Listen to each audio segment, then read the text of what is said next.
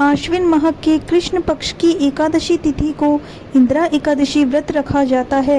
आज के दिन पितरों के लिए व्रत करना अच्छा माना जाता है।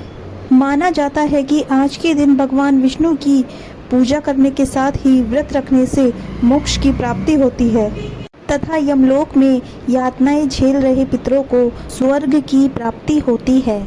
इंदिरा एकादशी का व्रत रखने के साथ ही इसकी कथा भी सुननी चाहिए, क्योंकि इंदिरा एकादशी का कथा सुनने से हर पापों से मुक्ति मिलती है और शुभ फलों की प्राप्ति होती है। भगवान श्री कृष्ण ने महाभारत के समय इस कथा का वर्णन किया था। इंदिरा एकादशी की व्रत कथा इस प्रकार से है।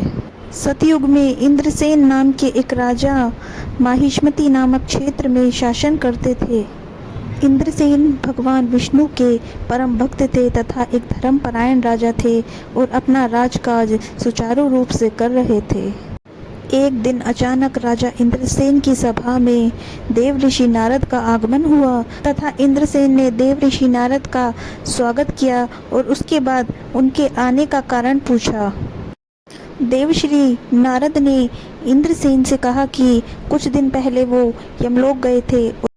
वहां पर उनकी भेंट राजा इंद्रसेन के पिता से हुई और देवऋषि नारद ने इंद्रसेन से कहा कि आपके पिता ने आपके लिए संदेश भेजा है कि जीवन काल में उनके द्वारा एकादशी का व्रत भंग हो जाने के कारण उन्हें अभी तक मुक्ति नहीं मिली है और उन्हें यमलोक में ही रहना पड़ रहा है।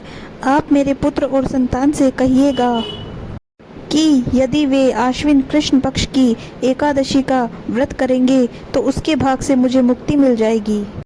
नारद जी की बात सुनकर राजा इंद्रसेन व्रत करने के लिए तैयार हो गए तथा नारद जी द्वारा बताई गई विधि से व्रत करने का संकल्प लिया और विधि पूर्वक व्रत का पालन किया और इंदिरा एकादशी पर भगवान विष्णु की पूजा, पितरों का श्राद्ध, ब्राह्मणों को भोजन तथा गोदान किया। राजा इंद्रसेन के व्रत और पूजा के भाग से उनके पिता को यमलोक से मुक्ति तथा स्वर्ग की प्राप्ति हुई। उस दिन से ही इस व्रत का नाम इंदिरा एकादशी पड़ गया तथा इसके साथ ही इंद्रसेन भी अपनी मृत्यु के बाद मोक्ष को प्राप्त हुए। पितृपक्ष में पड़ने वाली इंदिरा एकादशी के व्रत से पितरों को अधोगति से मुक्ति मिलती है और आपको उनका आशीर्वाद प्राप्त होता है।